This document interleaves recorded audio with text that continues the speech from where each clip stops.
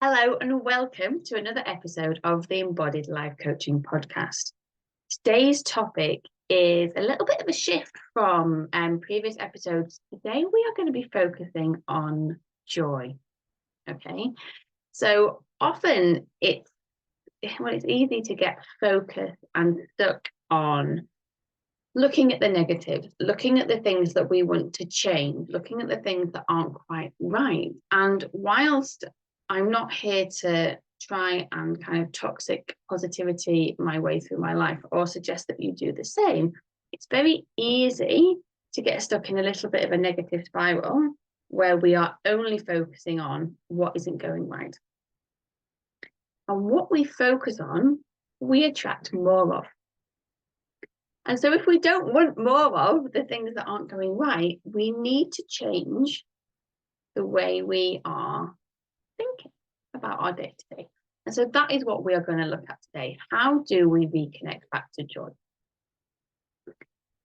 Now, I think the first step in this, because joy can be quite hard to access if you are like many of the people that I work with and you aren't really sure, even to begin with, what you need, what you want, who you are, okay? What is joy for you can be just like way over there. And so we need to start a little bit closer to where you are.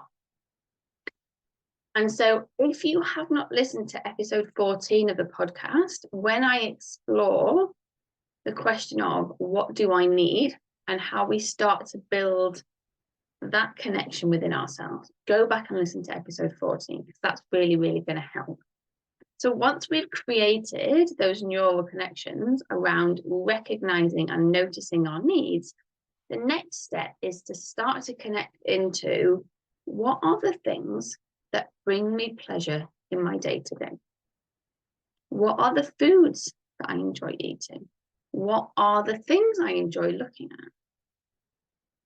What are the smells I enjoy? What are the experiences that I have that foster a sense of goodness in my body? And what are the thoughts I have, or the interactions I have, or the people that I spend time with that allow me to access that state of joy, that state of awe, that state of positivity? I really want you to focus and get super, super clear on this. Because when we understand, okay, it's these things that make me feel good, we can intentionally bring more of that in our day-to-day. And the other thing that we can do, because as much as I talk about how much we need to use the body, our mindset is also important. We can intentionally choose to be in a state of joy, in a state of positivity, to intentionally look for the good in things. And I'm going to give you a quick example of this. I walk our dog Sydney a couple of times a day, and we live out in the countryside and it's gorgeous, but also it's been raining a lot, so everywhere is muddy.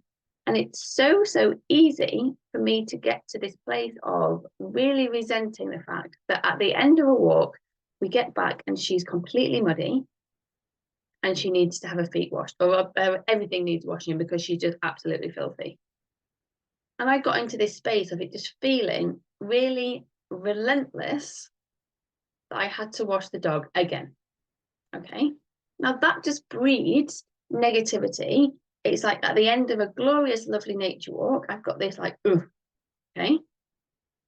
But the choice to intentionally choose to be grateful for the fact that I get to wash her feet because she's well enough to walk, because I'm well enough to walk, because we live somewhere beautiful enough that we can go out and enjoy. Because one day she won't be well enough to walk. One day she won't be here. One day I won't be well enough to walk, right? And so it's just that reframe around connecting into gratitude and joy. So if this is kind of resonating for you and you're like, this all sounds great, it also sounds quite hard, it's quite far away from where I'm at, I have a completely free new training for you that I want to invite you to take part in. So the training is called Overwhelmed to Overjoyed. And this training is 3 really, really simple, quick and easy to implement tools and tips that you can use to bring you back to that felt sense of goodness in yourself. And because it's me, we are bringing in some nervous system tools. We are bringing in some nutrition-based tools, looking at how do we support our cellular health to move from overwhelm into this state of expansion. And then also, where can we work on our mindset so that together, that trilogy of things, mindset, body work, nutrition, supplements, what we're eating, that kind of thing. So together they join to give you the support that you need to move out of overwhelm and into a state of joy. And because overwhelm needs to be met with simplicity, not more overwhelm, it's a very simple, straightforward 20-minute training. So if you go to the show notes, wherever you're watching or listening to this, you will find the link there. And as soon as you kind of just pop in your details, you will receive the class instantly by email. So go and do that class, implement what I share in there. And I'd love for you to come and let me know how you got on with the 3 tips. Which one did you find the most helpful? Have you tried them all? And obviously, if you have any friends or colleagues or loved ones that you think would benefit from this training, share it with them as well.